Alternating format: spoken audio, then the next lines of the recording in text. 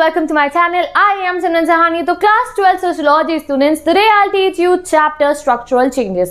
तो देखो guys, structural changes मतलब क्या होता है। देखो, जब भी हमारे सोसाइटी के स्ट्रक्चर में कुछ चेंज आते हैं तो हम उसे कहते हैं स्ट्रक्चरल चेंजेस। अभी नहीं समझ में आया, अभी समझाती हूँ डिटेल में।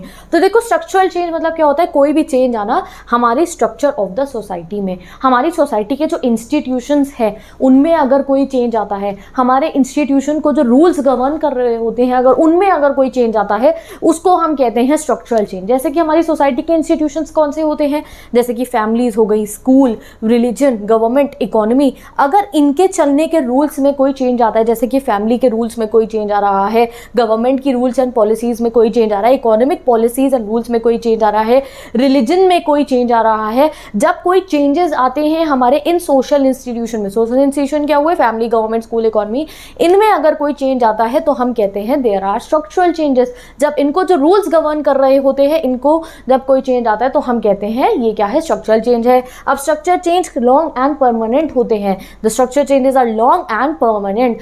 एंड गाइज, अगर हमें प्रेजेंट को समझना है, अगर हमें अपनी सोसाइटी के प्रेजेंट को समझना है तो हमारे लिए बहुत ज़रूरी है कि हम पास्ट के बारे में भी जानें। तभी इस चैप्टर में हम बहुत डिटेल में पढ़ने वाले हैं कॉलोनियलिज्म के बारे में, यानी कि जब ब्रिटिशर्स ने हमारे ऊपर आकर राज करा उसे कहते हैं कॉलोनियलिज्म। तो उस कॉलोनियलिज्म से हमारी कंट्री में बहुत सारे चेंजेस आए। ये आकर हमारी कंट्री में इन्होंने पॉलिटिकल, इकोनॉमिक, सोशल, हर टाइप के स्ट्रक्चरल चेंज इन्होंने हमारी कंट्री में आकर करे। ठीक है, तो अगर आपको प्रेजेंट को समझना है तो पास्ट को तो जानना बहुत ज़रूरी है। तो इसलिए इस चैप्टर में हम कॉलोनियलिज्म के बारे में भी बहुत अच्छे से पढ़ेंगे। कॉलोनियलिज्म के टाइम पे हमारी सोसाइटी के स्ट्रक्चर में बहुत चेंज आए, जिनको हम अभी भी जो है देख सकते हैं।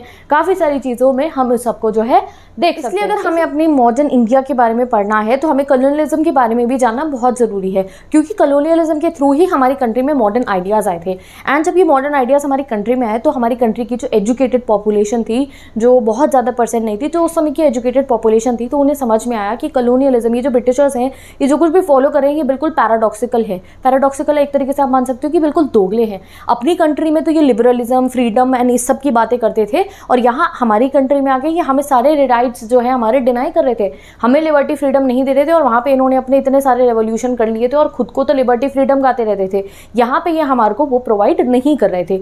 ये भी हम लोगों को समझ में आया। एंड हमारी कंट्री कितना ज़्यादा इफेक्ट ला रहे थे ये हर एक चीज़ के ऊपर, चाहे वो हमारी एजुकेशन हो, चाहे वो हमारी पॉलिटिक्स हो, चाहे वो हमारी पार्लियामेंट हो, चाहे वो हमारा ड्राइव करने का स्टाइल हो कि किस सीट पे बैठ के हमें ड्राइव करना है, राइट साइड या लेफ्ट साइड, हमारी ईटिंग हैबिट्स, जो सभी को ये जो है इन्फ्लुएंस कर रहे थे। ओके, तो इसलिए we will study about the structural changes जो ब्रिटिशर्स या कॉलोनियलिज्म के थ्रू इंडिया में आए।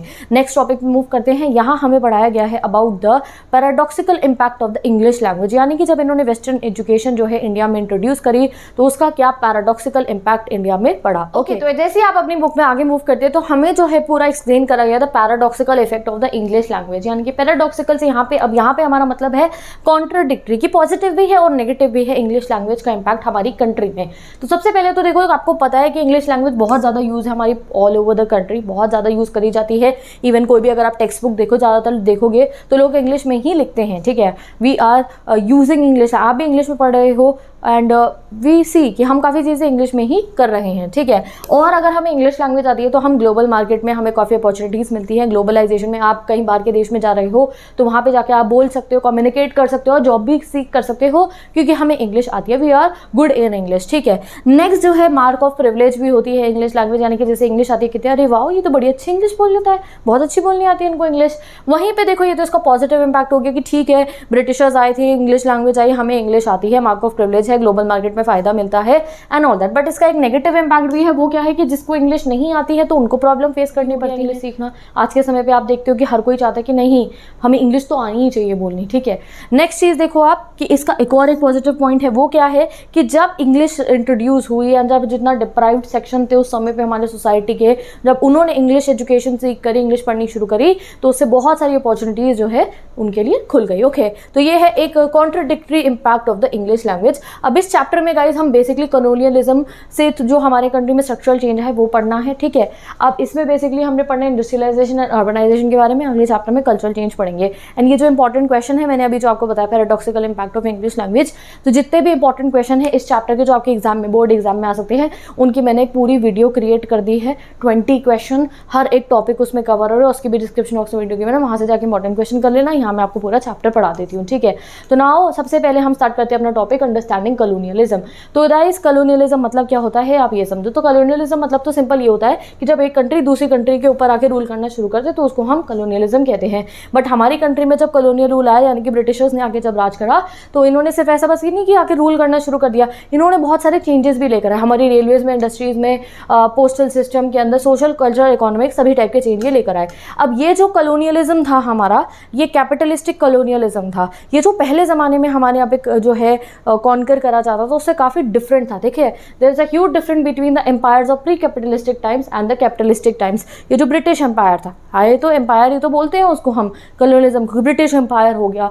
तो पहले ज़माने में भी तो अलग अलग एम्पायर थे, मुगल एम्पायर आए और अलग अलग डायनेस्टीज थी, उन्होंने इंडिया के अलग अलग राज्यों पे आकर रूल करा, ठीक है। अब ब्रिटिशर्स ने भी हमारे ऊपर आकर रूल करा, तो डिफरेंस क्या है? तो there is a very huge difference. जो प्री कैपिटलिस्टिक रूलर्स थे वो आके एक एरिया पे लैंड पे जो है क्या करते थे, उस पर या तो पिलाज करते थे यानी कि लूट पाट करके चले जाते थे, या फिर आप कह सकते हो जो ये प्री कैपिटलिस्टिक रूलर्स थे ये किसी लैंड को जिन्होंने इन्हें कॉन्कर करा होता था, जिस भी लैंड को, वो क्या करते थे वहाँ पे इनको बस अपना इकोनॉमिक सरप्लस और ट्रिब्यूट चाहिए होता था। ये कहते थे जो आपको मैन्युफैक्चर करना है वो करो, जो क्रॉप उगानी है वो उगाओ, मुझे तो हमारा सरप्लस चाहिए। जो ये प्री कैपिटलिस्टिक रूलर जो किसी एरिया को आके रूल करते थे ये इकोनॉमिक वेज में कोई इंटरफेरेंस नहीं करते थे, जो क्रॉप उगानी है उगाओ, हमें तो हमारा ट्रिब्यूट, हमें तो हमारा सरप्लस चाहिए, ठीक है। बट वहीं पे अगर हम ब्रिटिशर्स का देखें तो इन्होंने डायरेक्टली हमारे इकोनॉमिक वेज को इम्पैक्ट करा। इन्होंने ये भी बताया कि वो जो लैंड है वो किसका होगा, उस लैंड पे कौन सी क्रॉप उगानी होगी, एंड मैन्युफैक्चरिंग सेक्टर में भी बहुत चेंजेस करे इन्होंने, हमारे फॉरेस्ट में अलग अलग लॉज लगा दिए। तो इन्होंने डायरेक्टली हमारी इकोनॉमी में आके चेंजेस करे, तभी कहते हैं pre capitalistic and colonial empire में बहुत बड़ा डिफरेंस है। इस पर एक डायरेक्ट क्वेश्चन आता है जो आपको क्वेश्चन आंसर वीडियो में मिल जाएगा, ठीक है। तो अब डिस्कस करते हैं कि जो इम्पैक्ट है कॉलोनियल रूल का। तो सबसे पहले इन्होंने new land ownership laws introduce करे, एंड इन्होंने ये भी बताया कि कौन सी क्रॉप उगाई जाएगी। जैसे इन्होंने एक जगह पे कह दिया कि इंडिगो उगाई जाएगी, अगर हम किसी एक क्रॉप पे इंडिगो उगा दे तो उसके बाद और क्रॉप्स नहीं हो सकती है। चंपारण में कहा कि इंडिगो उगाई जाएगी। नेक्स्ट इन्होंने क्या करा, ways of production and distribution of goods को भी चेंज करा, ठीक है। नेक्स्ट इन्होंने फॉरेस्ट एक्ट्स को गाइस चेंज कर दिया, जिसकी वजह से पेस्टोरलिस्ट थे उनको बहुत प्रॉब्लम हुई। इन्होंने फॉरेस्ट एरिया को क्लियर करना शुरू कर दिया, यानी कि पेड़ गिराने शुरू कर दिए और वहाँ पे प्लांटेशन बनानी शुरू करी। बेसिकली असम में चाय की प्लांटेशन, टी की प्लांटेशन करनी इन्होंने शुरू करी और वहाँ पे फॉरेस्ट बंद कर दिया। जो वहाँ के लोकल लोग थे उनको फॉरेस्ट में जाना उन्होंने बंद कर दिया। आपकी एक बुक में बॉक्स दे रखा है, बॉक्स 1.1 के बारे में बता रखा है, पूरी की पूरी फॉरेस्ट पॉलिसी इंपॉर्टेंट है एग्जाम के लिए।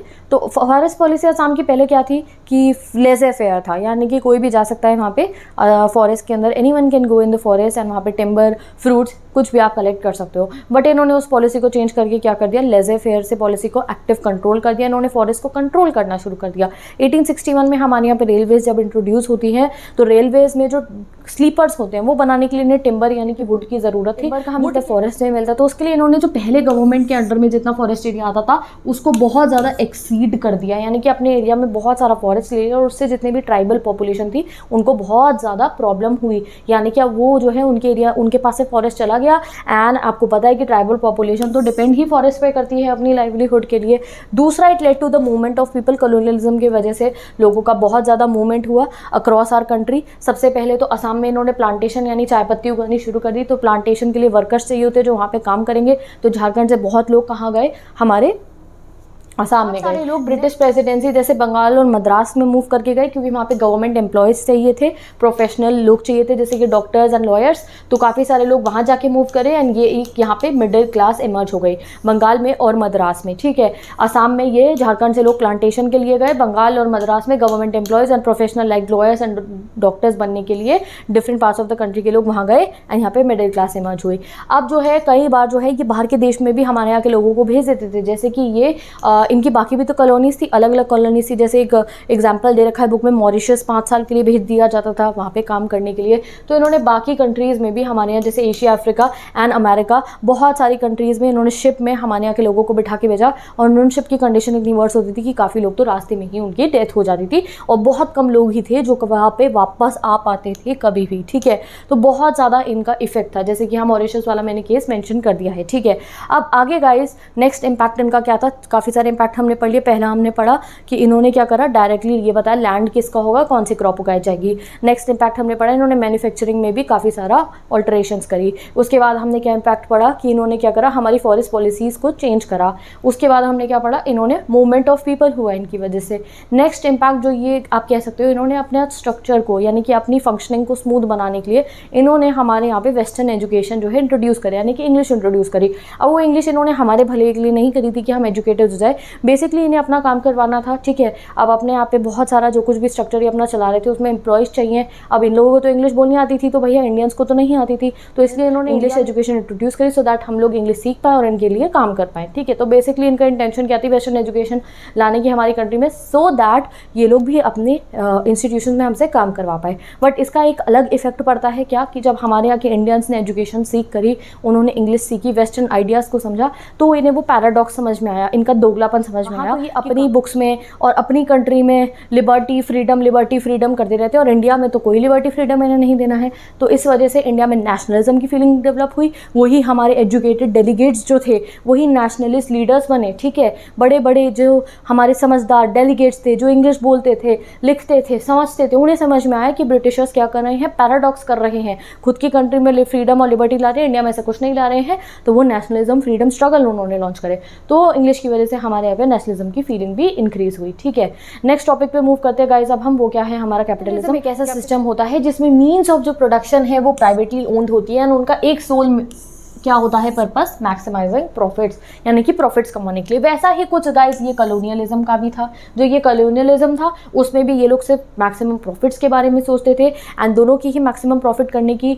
टेक्निक्स क्या थी, लेबर और टेक्नोलॉजी का यूज़ करना। तो कॉलोनियलिज्म एंड कैपिटलिज्म भी काफ़ी क्लोजली कनेक्टेड है। अब नेक्स्ट हमें पढ़ना है गाइस नेशन स्टेट के बारे में, यानी कि हमारी कंट्री में वो जो नेशनलिज्म की फीलिंग थी ना कि अंग्रेजों भारत छोड़ो, वो कैसे स्टार्ट होती है। तो नेशन स्टेट का फॉर्मूला क्या था ये नेशन स्टेट मतलब कि कोई एक एरिया नेशन स्टेट कब कहलाएगा, कोई एक जगह नेशन स्टेट कब कहलाएगी, जब उसको एक रूल कर रही होगी। सॉवरेन मतलब यानी कि उसकी कंट्री की खुद की गवर्नमेंट उसको जो है रूल कर रही होगी, कोई बाहर से आके उन पर रूल नहीं कर रहा होगा। यानी कि जब ब्रिटिशर्स हम पे राज कर रहे थे तो हम सॉवरेन नहीं थे, क्योंकि ब्रिटिशर्स हम पे रूल कर रहे थे, दूसरी कंट्री के लोग आके हम पे रूल कर रहे थे। अब बाद में जब ब्रिटिशर्स को हमने भगा दिया तो हम एक सॉवरेन पावर बन गए, हमारी खुद की गवर्नमेंट जिनको हमने खुद इलेक्ट करा है वो हमारे पे रूल कर रहे हैं। कब बनती है, जब गवर्नमेंट उसकी सॉवरेन पावर होती है। दूसरा उसकी एक डिफाइंड टेरिटरी होती है, यानी कि पूरी जो हमारी टेरिटरी डिफाइंड है कि इतना एरिया हमारा है, और जो सिटीजन्स है वो सिंगल नेशन के हो। तो धीरे धीरे हमारी कंट्री के लोगों में भी नेशनलिज्म की फीलिंग आनी स्टार्ट हुई। अपने यहाँ तो नेशन स्टेट फॉलो कर रहे थे, अपने यहाँ तो बहुत नेशनलिज्म की बातें करते थे कि भैया नेशन स्टेट होनी चाहिए, गवर्नमेंट सॉवरेन होनी चाहिए, और टेरिटरी डिफाइंड होनी चाहिए, और लोगों के पास अपनी सिटीजनशिप होनी चाहिए। अपने यहाँ पे तो बहुत नेशनलिज्म की बातें करते थे, बट वहीं इंडिया को आके क्या कर रहे थे, रूल कर रहे थे। तो हम इंडियंस को भी समझ में आया क्या, हमारे यहाँ पे इंडियन फ्रीडम स्ट्रगल्स लॉन्च हुए, इंडिया में फीलिंग आई नेशनलिज्म की कि भारत माता, ये भारत हमारा है, अब तुम्हें इस भारत से छोड़ के जाना पड़ेगा, जाओ यहाँ से हमारे भारत से। इंडियंस को समझ में आया कि अपने यहाँ पे तो आप नेशन स्टेट की बात करते हो कि हम सॉवरेन गवर्नमेंट होगी, रूल करेगी, तो इंडिया पे आकर रूल क्यों करिए, जाइए। तो हम लोगों ने भी नेशनलिज्म फ्रीडम स्ट्रगल्स लॉन्च कर दिए। तो समझ गए आप, कैपिटलिज्म भी समझ गए, नेशन स्टेट भी समझ गए। जब नेशन स्टेट का फॉर्मूला इंडियंस को समझ में आया, नेशन स्टेट मतलब कि अपनी गवर्नमेंट रूल कर रही हो, इंडियन गवर्नमेंट, डिफाइंड टेरिटरी हो, सिंगल सिटीजनशिप हो, तो भैया तब हमारी कंट्री बनेगी एक नेशन स्टेट इंडिया। अब भैया जब ब्रिटिशर्स रूल कर रहे हैं उतने में हम नेशन स्टेट थोड़ी बन जाएंगे, नहीं, तो भगाते हैं इनको। तब हमारे मन में नेशनलिज्म की फीलिंग आई, भारत माता हम समझे, अलग अलग, जैसे आपने 10th क्लास में नेशनलिज्म इन इंडिया चैप्टर पढ़ा था, उसमें हमें समझ में आया कैसे हमारी कंट्री में अलग अलग फ्रीडम स्ट्रगल्स लॉन्च हुए और हमने ब्रिटिशर्स को भगा दिया। ठीक है, अब आगे मूव करते हैं फिर से गाइस हम अपने स्ट्रक्चरल चेंजेस पे, एंड 2 मेन स्ट्रक्चरल चेंज हमने पढ़े। ये आइडिया ऑफ नेशन आप यहाँ देख सकते हो। द नेशन स्टेट्स की की वजह से हमारे यहाँ कंट्री में नेशनलिज्म की फीलिंग इंक्रीज हुई और इंडिया ने क्या डिक्लेयर कर दिया, स्वराज, कि हमें चाहिए स्वराज। जब आप अपने यहाँ पे नेशन स्टेट की बात करते हो तो हमें भी नेशन स्टेट बनानी है, जाओ यहाँ से, स्वराज चाहिए, हमें भी फ्रीडम चाहिए। ठीक है, अब आगे बात करते हैं हम अपनी कॉलोनियल एक्सपीरियंस की। इसमें हमें पहले पढ़ना है इंडस्ट्रियलाइजेशन के बारे में, बाद में पढ़ेंगे हम अर्बनाइजेशन के बारे में। इंडस्ट्रियलाइजेशन के बारे में, इंडस्ट्रियलाइजेशन मतलब होता है गाइस मशीन का इमर्ज होना, और वो मशीन जो एक इनएनिमेट पावर पे चलती है, यानी कि स्टीम या इलेक्ट्रिसिटी से चलती है। एक बहुत ही प्रोमिनेंट फीचर होता है इंडस्ट्रियलाइजेशन का कि बहुत सारी पॉपुलेशन जो होती है वो फैक्ट्रियों में जाके काम करती है रादर देन वो खेत में एग्रीकल्चर में काम कर रहे हैं। तो अर्बनाइजेशन और इंडस्ट्रियलाइजेशन को भी हम एसोसिएट करते हैं। मैंने आपको क्वेश्चन आंसर्स वाली वीडियो में बहुत अच्छे से एक्सप्लेन करा है। यानी कि किसी भी जगह पे गाइस देखो, अगर कोई फैक्ट्री लगती है ना तो उसके आसपास में शहर वाला एरिया यानी कि अर्बन सेंटर डेवलप होने लगते हैं। कैसे? यानी कि कहीं पे अगर फैक्ट्री लगी तो वहाँ पे जाके लोग काम करेंगे, लोग वहाँ पे काम करेंगे तो वो पैसा कमाएंगे, लाइवलीहुड कमाएंगे। फिर उनको जब वो वहाँ पे काम कर रहे हैं तो क्या है भाई, उन्हें घर की जरूरत है, तो वो आसपास में कहीं घर खरीदेंगे कि वो फैक्ट्री पे सुबह जाके काम कर ले। ठीक है, अब घर है, घर में रह रहे हैं तो क्या होगा, धीरे धीरे उन लोगों को बाकी फैसिलिटीज़ की जरूरत पड़ेगी। उन्हें कुछ खाने के लिए सब्जी लेनी है तो वहाँ पे मार्केट्स खुलेंगी। ठीक है, अगर उनको जो है स्कूल चाहिए अपने बच्चों को पढ़ाने के लिए तो आसपास में स्कूल खुलेंगे, तबियत खराब हो गई हॉस्पिटल चाहिए तो हॉस्पिटल खुलेंगे। ठीक है, अगर छुट्टी का दिन है रिक्रिएशन के लिए तो आसपास में कुछ पार्क बनेंगे, पोस्ट ऑफिस की ज़रूरत है तो पोस्ट ऑफिस बनेंगे, बैंक्स बनेंगे। तो भैया उस एक इंडस्ट्री की वजह से वहाँ पे लोग काम करने गए और उन लोगों ने आसपास में वहाँ घर लिए तो उसकी वजह से एक पूरा शहर डेवलप होता है। तो इसलिए कहते हैं कि कहीं पे अगर इंडस्ट्रीज आती हैं तो industrialisation and urbanisation goes hand in hand, एक साथ होता है। बट इसका इम्पैक्ट हर बार ऐसा नहीं होता है, इंडिया में ऐसा नहीं हुआ। जब वहाँ ब्रिटेन में इंडस्ट्रियलाइजेशन आई तो हमारे यहाँ पे उसका एक बिल्कुल ही अलग इम्पैक्ट पड़ता है। जब ब्रिटेन में इंडस्ट्रियलाइजेशन हुई तो हमारे यहाँ डी इंडस्ट्रियलाइजेशन हो गया और हमारे यहाँ के लोगों को फिर से एग्रीकल्चर पे मूव करना पड़ा। ठीक है, तो in India the impact of the very British industrialisation led to deindustrialisation in some sector.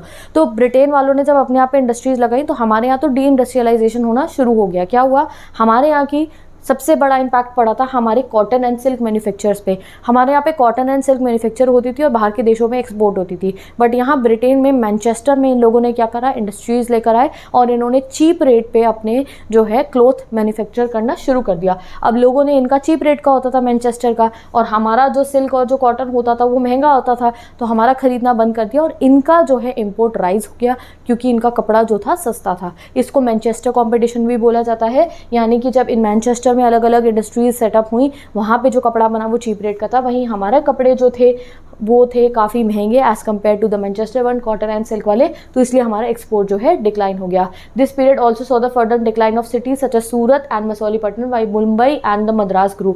काफ़ी सारी सिटीज़ में भी जो हमारे पुराने अर्बन सेंटर्स थे वो डिक्लाइन हुए, जैसे सूरत एंड मसौलीपट्टनम, और मुंबई और मद्रास जैसे अर्बन सेंटर ग्रू हुए। वो क्यों हुए थे अभी आगे हमें पता चलेगा। मुंबई और मद्रास क्यों ग्रू हुए, क्योंकि ये कोस्टल एरियाज थे, यानी कि इनके पास में समुंदर था। तो ये लोग क्या करते थे, हमारे यहाँ से रॉ मटेरियल ले जाते थे। अपने यहाँ तो मैन्युफैक्चर कर रहे थे ना कपड़े, तो कपड़े के लिए जो रॉ कॉटन चाहिए होती थी हमारे यहाँ से ले जाते थे बहुत सस्ते रेटों पे। तो कॉटन कहाँ जाएगी, शिप में बैठ के जाएगी ब्रिटेन तक। शिप कैसे जाएगा, समुद्र में से जाएगा। मुंबई के पास में समुद्र है, वहाँ लगा दिया पोर्ट, भेज देते थे। तो भैया पुराने अर्बन सेंटर सूरत और मसौलीपट्टनम डिक्लाइन हो गए, नए अर्बन सेंटर ग्रू हो गए। ठीक है, in India the initial impact of the same British industrialisation led to more people moving into agriculture. तो इंडिया में क्या हुआ, जब इन लोगों ने अपने यहाँ इंडस्ट्रियलाइजेशन स्टार्ट करी तो हमारे यहाँ पे क्या हुआ, हमारे यहाँ पे तो लोग एग्रीकल्चर में मूव हुए क्योंकि हमारे यहाँ डी इंडस्ट्रियलाइजेशन हो गई। एक ऑनकर करा, जैसे कि ढाका, तंजौर एंड जो मुर्शिदाबाद है जो आपकी बुक में एग्जाम्पल गिवन है, वहाँ पे इन्होंने जाकर उसको जो है टेक ओवर कर लिया। तो वहाँ की जो कोर्ट्स थी पहले, यानी कि वहाँ पे जो सभाएं लगती थी उनको हटा दिया गया। तो उन सभा में जितने भी आर्टिसंस थे, जितनी भी वो कोर्ट की जेंट्री थी, अब वो जो वो आर्टिस्ट वाला काम करते थे अब उसकी ज़रूरत नहीं थी, तो वो भी जॉबलेस हो गए और वो भी एग्रीकल्चर की तरफ चले गए। तो धीरे धीरे क्या हुआ कि जब ब्रिटेन में इंडस्ट्रियलाइजेशन आया तो हमारे इंडिया में क्या हुआ, हमारे यहाँ के लोगों का क्या इम्पैक्ट पड़ा। वहाँ ब्रिटेन के लोगों में तो अर्बनाइजेशन आया, वो लोग शहरों में जाके काम करने शुरू कर गए, वहाँ पे फैक्ट्रियाँ खुली। तो बट हमारे यहाँ इनके इंडस्ट्रियलाइजेशन का क्या इफेक्ट आया, हमारे यहाँ के लोगों को तो एग्रीकल्चर पे मूव ऑन करना पड़ा क्योंकि हमारे एक्सपोर्ट्स डिक्लाइन हो गए एंड हमारे लिए बहुत प्रॉब्लम्स क्रिएट हुई। ओके, आगे मूव करते हैं हम अपने नेक्स्ट टॉपिक पे, दैट इज अर्बनाइजेशन। कंटिन्यू करते हैं अपने चैप्टर को। इंडस्ट्रियलाइजेशन समझ में आ गया। इंडस्ट्रियलाइजेशन का एक और इम्पैक्ट का डिफरेंस था। देखो, जब ब्रिटेन के अंदर इंडस्ट्रियलाइजेशन आया तो वहाँ पे एक मिडिल क्लास इमर्ज हुई, बट वहीं पे जब इंडिया में अगर हमने देखा तो हमारे यहाँ पे क्या हुआ, हमारे यहाँ इन्होंने जब लैंड के लॉज चेंज करे तो हमारे यहाँ पे जमींदार आ गए, ठीक है, जिनका एक ही गोल होता था कि प्रॉफिट मैक्सिमाइज करें। इन्होंने वेस्टर्न एजुकेशन लेकर आए, तो हमारे यहाँ पे ग्रेजुएट्स आ गए जिनको इंग्लिश बोलनी आती थी। तो हमारे यहाँ पे तो डिवाइड हो गया बिल्कुल ही, जमींदार हो गए, एजुकेटेड क्लास हो गई, इस टाइप की क्लासेस आ गई। तो हमारे यहाँ क्या हुआ, जमींदार क्लास आ गई, एजुकेटेड क्लास आ गई, आपको ग्रेजुएट्स आ गए, ये इम्पैक्ट हुआ। आगे मूव ऑन करते हैं, आप पढ़ना है अर्बनाइजेशन का इम्पैक्ट। अर्बनाइजेशन का इम्पैक्ट हमारी कंट्री पे, तो हमारे यहाँ पे अर्बन सेंटर्स जो है, जैसे मैंने बताया, राइज हो गए थे। बॉम्बे, कैलकाटा और मद्रास जो है राइज हो गए। बॉम्बे से ये क्या करते थे गाइज, बॉम्बे से रॉ कॉटन अपनी कंट्री में भेजते थे, समुद्र है यहाँ पे। कैलकाटा से जूट एक्सपोर्ट करते थे, कैलकाटा के पास में जूट उगता है। एंड मद्रास से कॉफी हो गई, शुगर हो गई, इंडिगो हो गई, वो जो है ये अपनी कंट्री में क्या करते थे, एक्सपोर्ट कर देते थे, और वो भी बहुत ही चीप रेटों पे। तो ये जो कॉलोनियल सिटीज थी, इनको कॉलोनियल सिटी बोला जाता है, बॉम्बे, कैलकाटा और मद्रास। ये एक प्राइमरी लिंक होता है ना, एक लिंक बनाती थी किसके बीच में, ब्रिटेन के बीच में एंड हमारे इंडिया के बीच में, यानी कि कॉलोनाइज्ड इंडिया के बीच में। अब ये जो सिटीज थी गाइज, ये एक एक्सप्रेशन थी इनका, ये पूरी कंट्री को दिखाते थे, ये एक कंक्रीट एक्सप्रेशन थी इनके ग्लोबल कैपिटलिज्म का। For example, Bombay during the British India was plan and redeveloped so that the 19 of the India's raw cotton was shipped through this city. तो ये जो है हमारी कंट्री की, हमारी ये जो सिटीज थी, इनको प्लान करते थे सो दैट ये गाइज अपना मैक्सिमम प्रॉफिट कर पाए। आप ये समझ, नेक्स्ट इस पे एग्जाम में क्वेश्चन आ सकता है कि कोलकाता कैसे फॉर्म हुआ था। तो ये जॉब चर्नॉक, इन्होंने क्या करा था, अरेंज करे थे, 3 विलेजेस लीज पे लिए थे कोलकाता, जिनका नाम क्या था, कोलिकाता, गोविंदापुरम एंड सुतानुती, ठीक है, by the river Hooghly, in order to set up a trading post, ठीक है, एंड हमारा कोलकाता फॉर्म हो गया था, ठीक है। तो अर्बनाइजेशन के इम्पैक्ट में आपको क्या याद रखना है कि इन्होंने मुंबई, कोलकाता, चेन्नई को फेवर करा। ये एक प्राइमरी कमोडिटीज यहाँ से बहुत ईजिली जा सकती थी, एक प्राइम लिंक बन गई थी ये ब्रिटेन को और इंडिया को कनेक्ट करने का। रॉ मटेरियल ये लेके जाते थे। ये सिटीज़ एक इनके ग्लोबल कैपिटलिज्म का एक कॉन्क्रीट एक्सप्रेशन थी। बॉम्बे का पढ़ लिया, कोलकाता क्या कैसे फॉर्म हुआ ये पढ़ लिया। नेक्स्ट पे मूव करते हैं गाइज अब हम टी प्लांटेशन के बारे में। तो बहुत ज़्यादा अनडेमोक्रेटिक मेजर्स ये लोग यूज़ करते थे हमारे यहाँ टी प्लांटेशन में। जो प्लांटर्स थे वो बहुत ही लैविश लाइफ एंजॉय करते थे, और जो हमारे वर्कर्स थे उनको ये अनजस्ट कॉन्ट्रैक्ट लिखवा देते थे कि 4-5 साल का उनसे कॉन्ट्रैक्ट लिखवा लिया और उनको काम करने के लिए ज़बरदस्ती वहाँ रख दिया, और बहुत अनफेवरेबल कंडीशन उन्हें मिलती थी। इवन जो ब्रिटिश गवर्नमेंट थी वो इन प्लांटर्स की, यानी कि जो ओनर्स थे प्लांटेशन के, उनकी हेल्प करते थे। वो फ्रॉड करते थे, वो उन्हें कुछ भी नहीं कहते थे, उनकी बहुत ज़्यादा हेल्प करते थे। इनफैक्ट इवन जो बॉक्सेस गिवन है उसमें हमें ये बताया, आपकी बुक में 3 बॉक्सेस गिवन है कि कितनी लैविश लाइफ ये प्लांटेशन वर्क वाले जो थे ओनर्स थे वो जीते थे, बड़े बड़े बंगलोज में रहते थे, और इनको जो है हर समय अपना काम किससे करवाते रहते थे, प्लांटेशन वर्कर्स से, जो हम इंडियंस थे। ओके, तो टी प्लांटेशन पढ़ लिया, यहाँ गिवन है सब कुछ।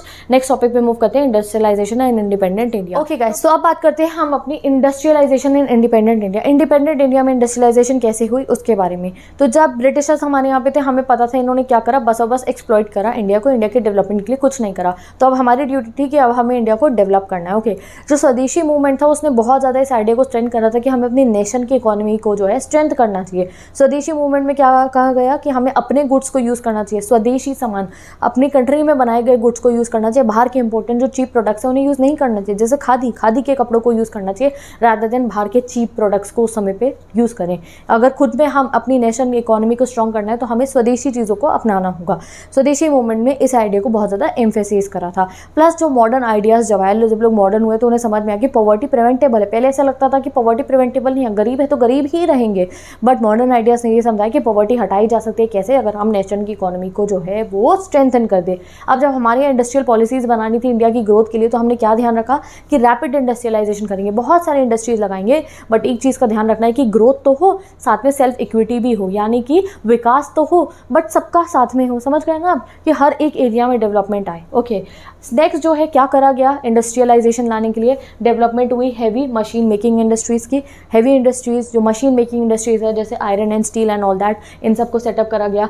पब्लिक सेक्टर का रोल, यानी कि गवर्नमेंट का रोल जो है इनिशियली ज़्यादा जो है एक्सपैंड करा गया, क्योंकि प्राइवेट सेक्टर अगर ले आते तो प्राइवेट सेक्टर क्या करती है, प्रॉफिट के बारे में सोचती है, but public sector welfare and development के बारे में सोचती है, पब्लिक वेलफेयर के बारे में सोचती है पब्लिक सेक्टर। तो इसलिए पब्लिक सेक्टर का रोल इंक्रीज़ करा गया। कई जगहों पर कोऑपरेटिव्स भी लगाए गए। जाइंट स्टील प्लांट्स, ये आप याद रख लो, and dams and power plants were constructed and many places such as Bokaro, Bhilai and Durgapur. ठीक है, अब नेक्स्ट मूव करते हैं गाइज हम हमारी प्लानिंग कमेटी और जो प्लानिंग कमीशन है वो याद रख लो। नेशनल प्लानिंग कमेटी 1938 में सेटअप करी गई थी, जिसके चेयरमैन थे Jawaharlal Nehru and K.T.. Shah general editor थे। बाद में हमारी प्लानिंग कमीशन सेटअप हुई थी मार्च 1950 में by the resolution of the government of India. अब हमें मूव करना है अपने नेक्स्ट टॉपिक पे, अर्बनाइजेशन इन इंडिपेंडेंट इंडिया। शहरों में, जैसे कि अर्बनाइजेशन पता है ना, शहरों में जाके लोगों का सेटलमेंट होना, वो अर्बन इंडिया में कैसे हुआ। तो जैसे जैसे ग्लोबलाइजेशन हो रहा है वैसे वैसे जो है अर्बन सेंटर्स डेवलप हो रहे हैं, शहर डेवलप हो रहे हैं। हमारी कंट्री में तो जैसे कि आपको पता है बहुत सारे विलेजेस हैं,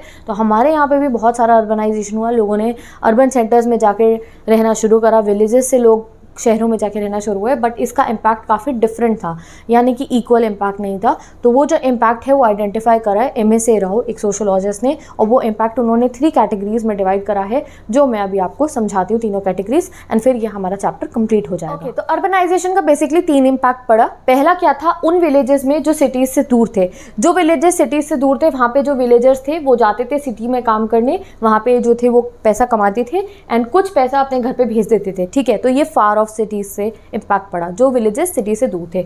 दूसरा, जो विलेजेस किसी इंडस्ट्रियल टाउन के पास में थे, जैसे भिलाली का एग्जांपल दे रखा है, यानी कि जिस इंडस्ट्रियल टाउन के पास में अगर विलेज है तो वहाँ पे क्या हो रहा था कि जब इंडस्ट्रियल टाउन में ज़्यादा लोग आके रहने लग गए और वहाँ पे जो है उन लोगों को हाउसेस की और जगह की जरूरत पड़ रही थी, तो वो धीरे धीरे वहाँ विलेज में भी जाके सेटल होना शुरू हो जाते हैं। तो धीरे धीरे वहाँ इंडस्ट्रियल टाउन में जो लोग काम कर रहे थे वो भी उस विलेजेस में आके जो है आसपास के एरिया को भी जो है वहाँ पे रहना आके शुरू कर देते हैं। जब वो वहाँ के रहने लगते हैं, इमिग्रेंट्स हो गए, वो आके रहने लगते हैं, हाउसेस चाहिए उन्हें, मार्केट चाहिए, और इस वजह से जो विलेज के नेटिव लोग थे और जो और लोग वहाँ के रहने लगते हैं उनमें ऑर्डर रिलेशनशिप आ जाता है। थर्ड इम्पैक्ट है guys the growth of metropolitan cities का। अब यहाँ पे क्या हुआ कि कुछ तो आसपास के जो विलेजेस थे उन्हें टोटली अब्जॉर्व कर लिया, बिल्कुल सारे विलेजेस को जो है अर्बन एरिया में अब्जॉर्व कर लिया गया।